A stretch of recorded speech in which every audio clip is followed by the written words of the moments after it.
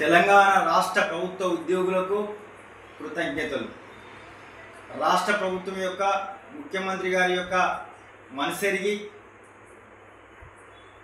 రాష్ట్ర ప్రభుత్వం గత పాలకులు చేసిన అప్పులను ఒకవైపు చెల్లించుకుంటూ ప్రజా శ్రేయస్సును, అభివృద్ధిని, సంక్షేమ పథకాలను నెరవేర్చే భాగంలో ఉద్యోగస్తులు కూడా ప్రభుత్వానికి అండగా నిలబడుతున్నందుకు ఉద్యోగస్తులకు కృతజ్ఞతలు. 8,000 కోట్ల బకాయిలు గత ప్రభుత్వం ఉద్యోగస్తులకు చేసిపోతే నేటి రేవంత్ అన్న ప్రభుత్వం ప్రతి నెల కొంత ఇవ్వడానికి సిద్ధపడ్డారు.